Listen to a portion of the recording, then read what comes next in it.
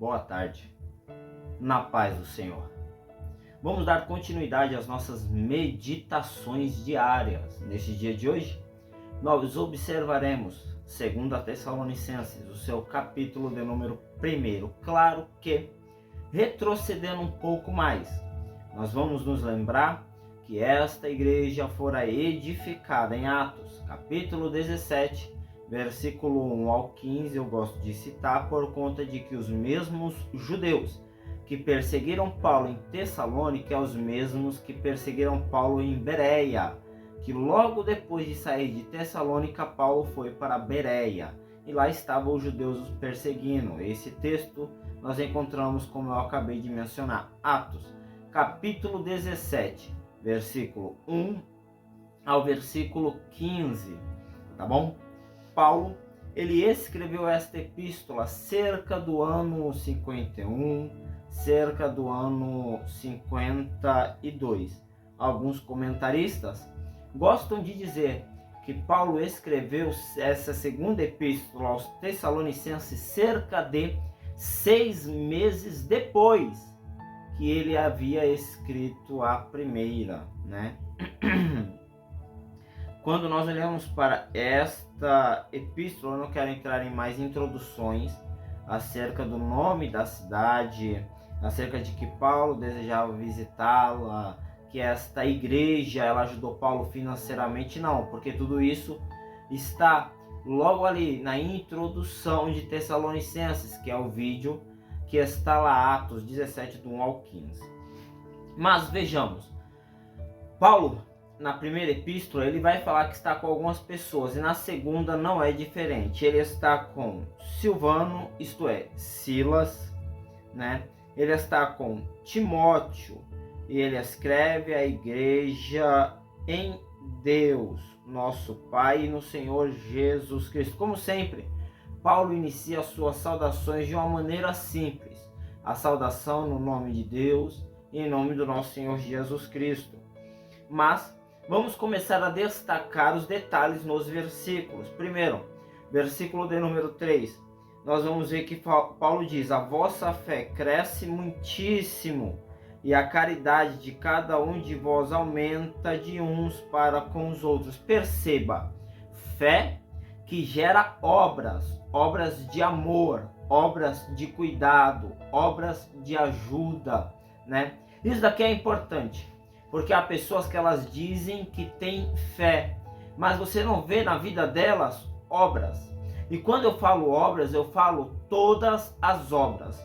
Obras de pregar, obras de mudança, eu falo de obras de ajuda, obras de amor, de caridade e assim por diante. Essa igreja ela tinha fé, mas também tinha amor de uns para com os outros. Uns ajudavam os outros. Uma fé que gerou obras, né? E é o que nós precisamos em nossa vida. Não é ter uma fé fútil, que é somente palavras, mas não são atitudes. Isso é um perigo. Mas observemos.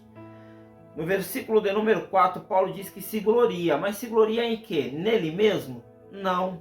Ele se gloria na igreja de Tessalônica. Por quê? Porque no versículo 4, Paulo diz: por causa da vossa paciência, por causa da vossa fé, em meio às perseguições e aflições que vocês têm suportado. A igreja primitiva, ela passava muitas perseguições, muitas dificuldades. Tinha os problemas dos judeus, né, que já eram terríveis. Tinha o problema dos gnósticos, que também era um grupo, né, que procurava distorcer aquilo que nós cremos. Tinha também a questão dos imperadores, que queriam para si o título de Deus, e por causa disso havia muita perseguição para aqueles que não adoravam. Só que esta igreja, ela está passando perseguições, aflições, mas ela permanece fiel. E Paulo, ele se gloria nisso, se gloria em ver que a igreja permanece fiel, que a igreja permanece viva, que a igreja não abandona a sua fé. E nós devemos nos gloriar pelos nossos irmãos, nós devemos nos alegrar pelos nossos irmãos que estão da mesma maneira, né? Sendo fiéis a Deus, mesmo em meio a tantas dificuldades. Isso é importante. Só que junta aí na sua Bíblia, faz um risquinho assim, ó. Puxa o capítulo 5 pro versículo 5 pro 7, ó. Faz a setinha. Puxa lá pro versículo 7 e faz a setinha. Por quê? Porque, ó, prova clara do justo juízo de Deus, para que sejais havidos por digno do reino de Deus, pelo qual também padeceis. 7. E a vós que sois atribulados, descanso conosco, quando se manifestar o Senhor Jesus desde o céu, com os anjos do seu poder. Paulo fala no versículo 4 que a igreja está sendo perseguida. Paulo fala no versículo de número 5, para que sejais havidos por dignos do reino de Deus. Claro que, ó, preste atenção, salvação não é por obras, não é por obras. Mas como eu disse, uma fé verdadeira, alguém que é salvo, ele gera obras. Efésios 2:10, fomos criados em Cristo Jesus para as boas obras. Isso é importante olhando esse versículo. Por quê? Porque nós vamos entender que aquele crente verdadeiro, aquele crente fiel, aquele crente que busca e teme a Deus, ele vai ser provado. Como ouro é provado no fogo. Para quê? Porque Deus ele quer ver onde a fé desta pessoa está estabilizada. E aquele que tem uma fé verdadeira, aquele que tem uma fé em Cristo Jesus com todo o seu coração ardendo em chamas, ele não nega ao Senhor. E é por conta disso que o Senhor diz que aí sim ele vai ser digno do reino de Deus. Ele creu em Cristo e por causa dessa crença ele gerou a obra de fidelidade, mesmo em meio a toda e qualquer adversidade. E ele vai ser digno do reino. Essa é a recompensa para os crentes, é o reino de Deus, é o próprio Deus, que é o que nós vemos isso no versículo de número 7, né? Quando Jesus se manifestar, nós teremos descanso para as nossas vidas. Então a nossa fidelidade vai gerar isso, descanso eterno, paz eterna, alegria eterna, a perfeita presença de Deus eternamente para as nossas vidas. Mas qual é o contrário disso? São os condenados. Se eu acabei de falar dos salvos, também tem os condenados. Aí agora você faz de novo a setinha, ó. Setinha no versículo de número 6. Desce lá para o versículo de número 8. Setinha. Aí você vai do 8 para o 9. Setinha, tá? Seguindo. Por quê? Olha o que diz o 6. Se de fato é justo diante de Deus que deem paga tribulação aos que vos atribulam. Então isso é, aqueles que vos atribulam serão atribulados. Mas como? Versículo 8. Com labaredas de fogo, tomando vingança dos que não conhecem a Deus e dos que não obedecem ao Evangelho de nosso Senhor. Então isso é, para os salvos há o descanso eterno, a paz eterna, a alegria eterna, a presença eterna de Deus. Para os perdidos, a ira de Deus, né? Para os perdidos, há labaredas de fogos esperando. E isso tem que ser pregado em nosso meio. E ainda tem o 9, os quais por castigo padecerão eterna perdição. Isso é a morte eterna, lago de fogo e enxofre, eterno sofrimento. Não adianta as pessoas querem distorcer, falando que não existe inferno, porque inferno é uma palavra latina que Jerônimo colocou na Bíblia, né? As palavras dadas que nós temos na Bíblia, nós temos Hades, Sheol, né?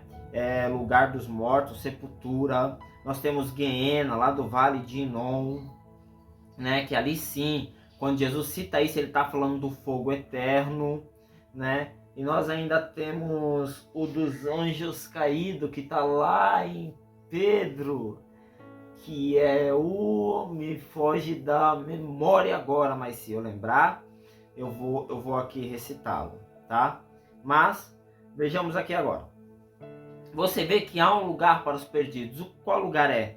Para aqueles que perseguiram os crentes, para aqueles que atribularam os crentes. O lugar deles é no fogo, no lago de fogo e enxofre, a eterna perdição, tá bom? Aí diz aqui, ó, no versículo 10, quando vier para ser glorificado nos seus santos e para se fazer admirável naquele dia em que todos os que creem portanto, porquanto o nosso testemunho foi crido entre vós. Rapidinho, versículo de número 10, Paulo ele já está falando da vinda de Jesus, né? Ele fala que Jesus vai ser glorificado na sua vinda, né? Os seus santos, quando ele vier buscá-los. É como eu falei lá no capítulo 4 de Tessalonicenses, nós não estamos aqui para questionar a visão se eu sou pré-tribulacionista, se Jesus vem antes da grande tribulação buscar a sua igreja. Se eu sou mid-tribulacionista, se Jesus vem no meio da grande tribulação buscar a sua igreja. Ou se eu sou pós-tribulacionista, se Jesus ele vem buscar a sua igreja após a grande tribulação. Não, eu não estou aqui para questionar isso. Se você quer isso, você vai em canais do YouTube, você vai encontrar diversos debatedores de extrema qualidade em todas essas visões que falarão muito bem e explicarão muito bem. Mas o propósito aqui é apenas anunciar que Jesus vai voltar. E o Paulo ele quer deixar isso muito bem claro, que Jesus vai voltar para buscar os seus, né? Por isso que nós devemos estar preparados. Aí Paulo diz, por isso também rogamos sempre por vós. Olha só, Paulo diz, ó, por conta de tudo isso, estamos sempre orando por vocês, para que o nosso Deus vos faça digno da sua vocação, isso é, vos capacite cada dia mais da sua vocação. Aí nós poderíamos recorrer a Filipenses 2,13, que diz que Deus é o que opera em nós, tanto querer como efetuar. E 1,6 diz que aquele que começou uma boa obra, ele é fiel para completá-la. E nós devemos orar isso cada dia mais a Deus. Completa em mim a tua obra. Faz em mim tanto o teu querer como o teu efetuar. Não só em mim, mas na tua igreja, em todos que estão espalhados. E assim continuamente pegar esse exemplo de Paulo para orarmos pelos nossos irmãos por isso.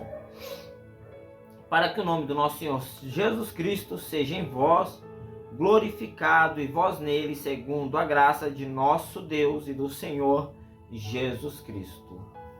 E olha, quero só ainda, eu fiquei devendo e não vou ficar devendo, passar aqui o texto onde fala da outra palavra, né? Que aparece inferno, mas é outra palavra grega, que é tártaro, está lá em 2 Pedro, né? Então nós temos Hades, Sheol, Gehenna e Tártaro. A palavra inferno ela não existe na Bíblia, né? Jerônimo foi quem colocou essa palavra, tá bom? Deus abençoe, que o Senhor vos abençoe, vos guarde, vos livre e continue nos seguindo, para que cada vez mais você possa ser edificado e o nome do Senhor ser glorificado. Deus abençoe.